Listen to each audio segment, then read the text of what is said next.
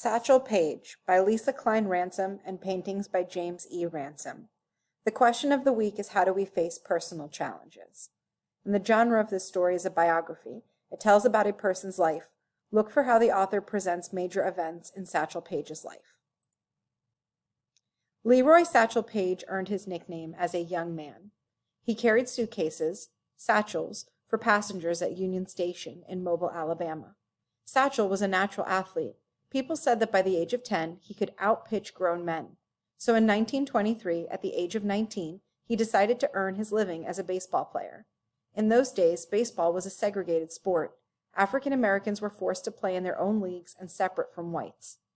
As a semi-pro pitcher, Satchel developed his own unique style. He'd pick up a tip here and there, put his Satchel spin on it, and polish it off with a brand new name. Got so Satch began to think of his pitches as his children. The hesitation was his magic slow ball. The trouble ball caused all sorts of havoc.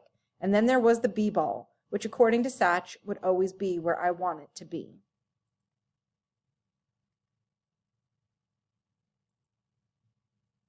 There was an odd way about his pitching. He would stand tall and straight as an oak tree on the mound. His foot looked to be about a mile long, and when he shot it into the air, it seemed to block out the sun. Satch's arms seemed to stretch on forever, winding, bending, twisting, and then there was the grin he flashed just as he released the ball. It seemed to say, "Go ahead, just try and get a hit off that. Strike one." And you never saw it coming. I mean, 1 minute it was there, plain as day in his hand, and then all of a sudden, strike two. It was in the catcher's mitt. The batter would strain his eyes, squint a little. Here it comes. Got it now. Strike three. Just like that, all over. Next batter up. Give it to him, Satch. Show your stuff. Fans and teammates would shout, and he did. Every time. Folks would pack the stands to see how many Satchel could strike out in one game. He made the crowds laugh with his fast talking and his slow walking. A man's got to go slow to go long and far, he'd say. But mostly he made them cheer. Never in his 19 years had he heard a sweeter sound. The more cheers he heard, the more his confidence grew. The kind of confidence that made him call to the outfield with the bases loaded and the last hitter up to bat. "Why don't you all have a seat? Won't be needing you on this one."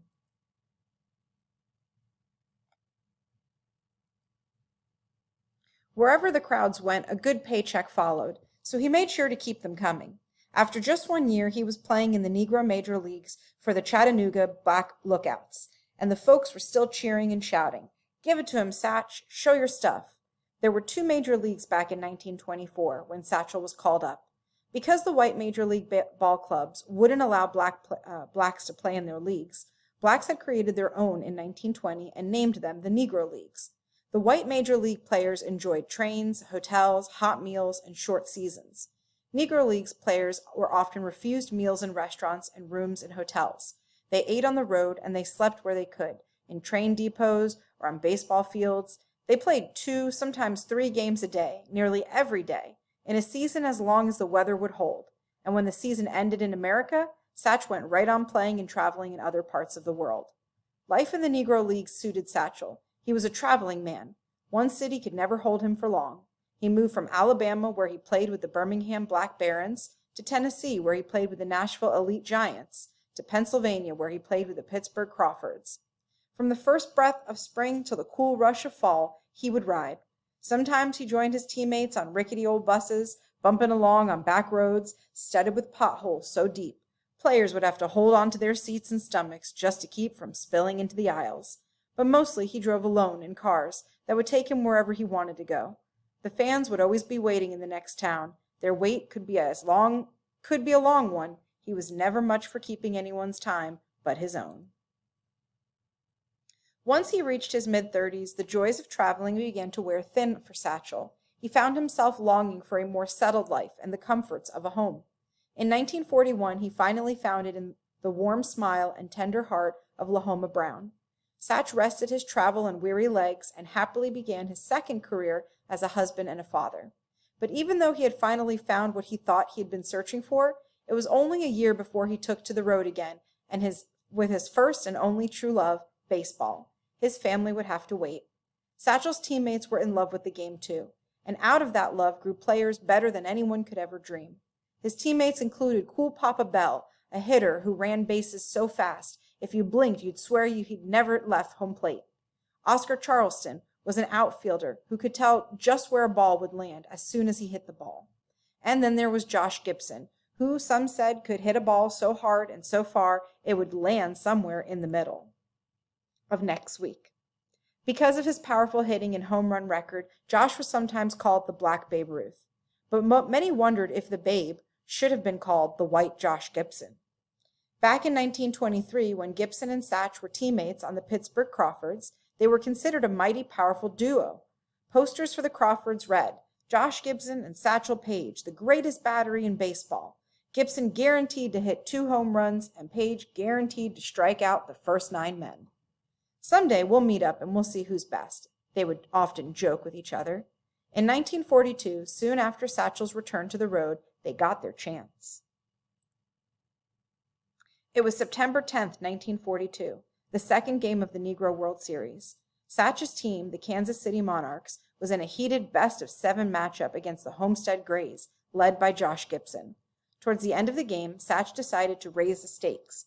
With 2 outs in the inning and 1 man on base, he walked 2 players so the bases would be loaded when Josh Gibson came up to bat.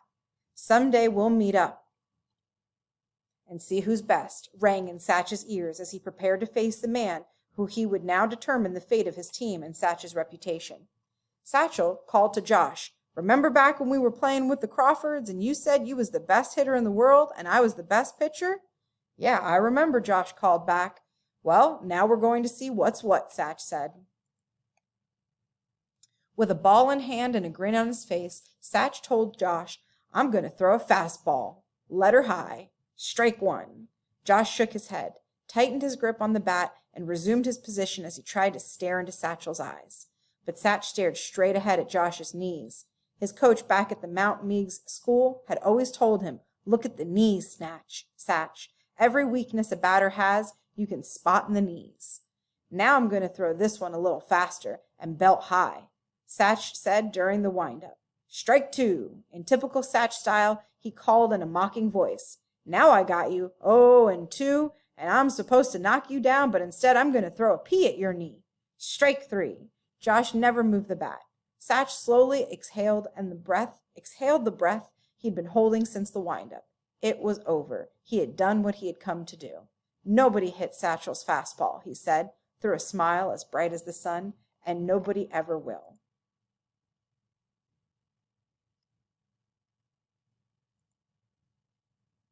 So now that you've heard this story, you're going to answer a couple questions in the Think Critically section in your Canvas.